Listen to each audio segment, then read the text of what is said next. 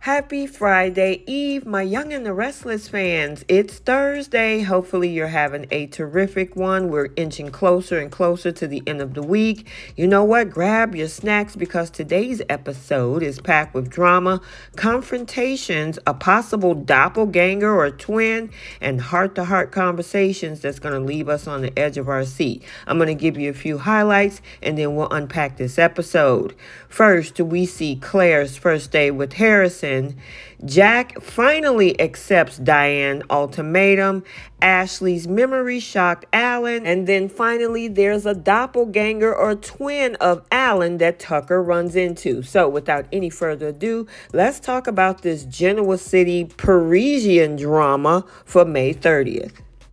First up, we jet off to the City of Lights where Audra is doing some soul searching or perhaps plotting in her luxurious suite. But the peace and tranquility of Paris is shattered by the thunderous knocks of Tucker at her door. Now, he's not there for a romantic getaway. Oh no, he's there with some legal paperwork demanding that she stop meddling in his business affairs. Audra is like, "What are you doing here?" But he says, "I should be asking you the same question right back at you." He sent her a cease and desist to stop her from talking to the heads of his newly acquired companies. Now, Audra, being in full diva mode, dismisses his papers and concerns, accusing him of always choosing other people over her. "I was a fool to believe your promises," she tells Tucker, pushing Tucker to the brink of desperation, but it's no use. Audra shows him the door, and as he shuffles out, the silence is deafening. Is it really over? I guess time will tell. Still in Paris, across town, we got the Abbott drama at an all-time high. Ashley is back in the apartment, checking to see if one of her alternative personalities have redecorated while she was out. Now, Alan and Tracy are by her side, hoping to guide her through this turbulent time.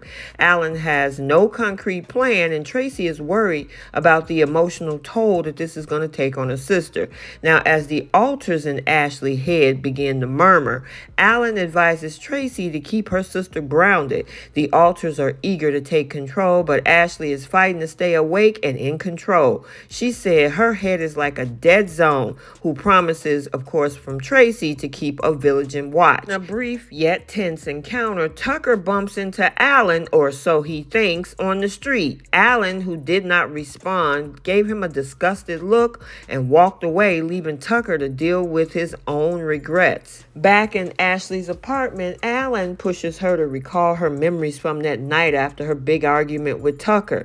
Now, as she's struggling to remember, it's clear that there's something amiss with this conversation.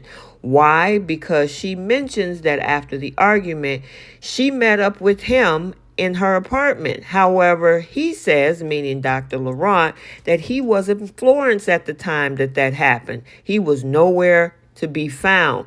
However, what this means is that the guy that Tucker ran into is obviously a twin or doppelganger of Alan. Back in the United States, there's still other Abbott drama. Over at the Abbott estate, on a lighter yet nerve-wracking scene unfolding, Claire is prepping for her first day looking after Harrison. Summer and Kyle are on edge watching their son learn to ride his bike. Kyle is reassuring Summer, however, that everything is going to be just fine, but yeah, she's not so sure. Inside, Jack and Diane are having a heart-to-heart about his decision to continue to sponsor Nikki. Now, Diane is hotter than fish grease, beyond upset, feeling betrayed and questioning their future. Jack tries to make amends, but Diane is firm. She cannot stand by and watch him help Nikki at the expense of their relationship. Now, despite Jack's promises, excuses, desperate pleas, Diane walks out, leaving Jack to chase after her into the park.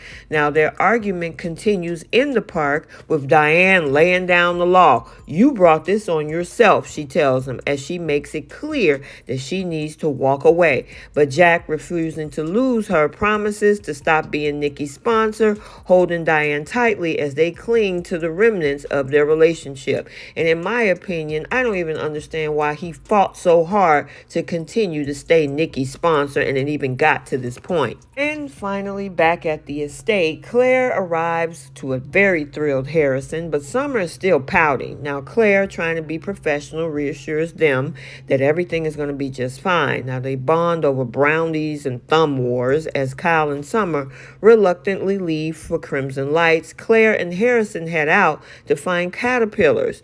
Now, over coffee, Summer remains a bundle of nerves. Kyle tries to soothe her, reminding her that Harrison has had many nannies before and everything will be okay.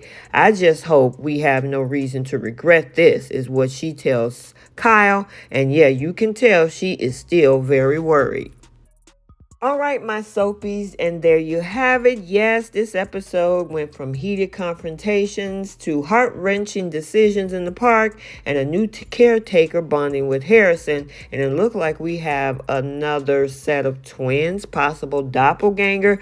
We just got over this situation on The Bold and the Beautiful with Sugar and Sheila, and now we look like we have a new one over on The Young and the Restless.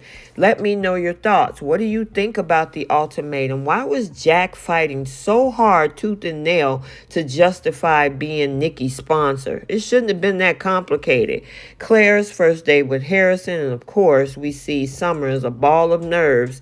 And then, yeah, this whole thing with Ashley, where he was not in town when she had that fight with Tucker. Yeah, she obviously ran into that same guy that Tucker ran into in the park.